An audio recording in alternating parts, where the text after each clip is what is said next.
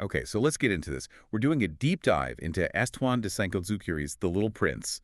It's a tiny book, but wow, it has a huge philosophical core. It really does. And you can't separate the story from the author's life, a pioneering aviator himself who disappeared in 44. Exactly. It's no coincidence the narrator is a pilot who's crashed in the Sahara. So our goal here is to really pull apart the book's critique of grown-up culture and find what Saint-Exupéry thinks are the real matters of consequence. Well, and he doesn't waste any time. The pilot's very first story, his first anecdote, it just sets the entire stage for the book's mission. Right. Drawing number one. He draws this powerful image, a boa constrictor digesting an elephant from the inside. And he shows it to the grown-ups, and what do they see? A hat. They just see a hat, and they tell him to put away his drawings and focus on, geography, history, arithmetic, and grammar. It's not just a failure of imagination. Saint-Exupéry is saying it's a tragedy. Adults actively choose the superficial over the essential. It's a kind of willful blindness. We see that blindness get, well, institutionalized. I'm thinking of the Turkish astronomer who discovered asteroid B612. Oh, absolutely. The prince's home planet. And the International Astronomical Congress just completely ignored him. Why? Because of his clothes. He was wearing traditional Turkish robes. It was only years later when he presented the exact same findings in a fancy European suit that they took him seriously. So the truth was irrelevant.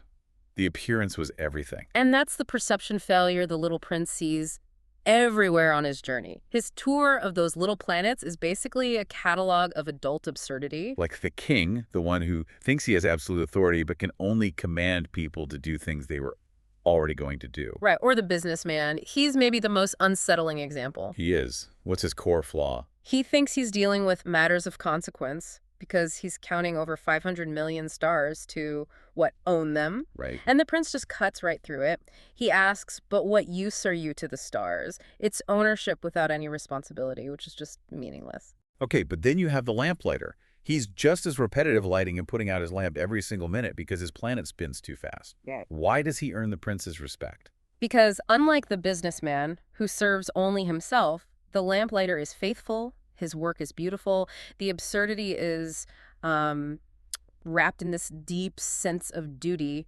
His value isn't in the outcome, it's in the ritual and the loyalty. He's the only one the prince thinks is not ridiculous. That loyalty, that faithfulness, that sets us up perfectly for what he learns on Earth. From the fox. The secret of taming. Tell us what that means. Taming is just creating ties, invisible ties. It's the whole process that makes something or someone unique in all the world. And the fox's big secret is? What is essential is invisible to the eye. That's the heart of the entire book. And the prince immediately understands. It completely reframes his relationship with his rose. He'd just seen a garden with 5,000 roses. Exactly. He realizes his rose isn't unique because she's rare. She's unique because of and this is the key phrase, the time he has wasted on her. Wasted. What a word to use. It's everything. The watering her, sheltering her, even listening to her complain. That emotional investment is what creates value. It creates the bond. And that's where responsibility comes from. You become responsible forever for what you have tamed. Wow. And that brings us to that beautiful, heartbreaking ending. The prince has to leave his body behind, that old abandoned shell. He does, but not before he gives the pilot that final promise.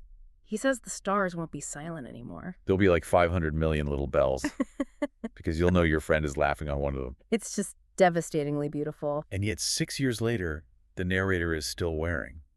He's still worried. He's obsessed with this one detail he might have forgotten. The leather strap for the sheep's muzzle. He knows that nothing in the universe can be the same if somewhere a sheep that we never saw has, yes or no, eaten a rose. And that's the final point, isn't it? The fate of one simple flower, which a businessman would call worthless, is a matter of enormous universal consequence. The importance of anything is defined by the invisible bonds of love that you create.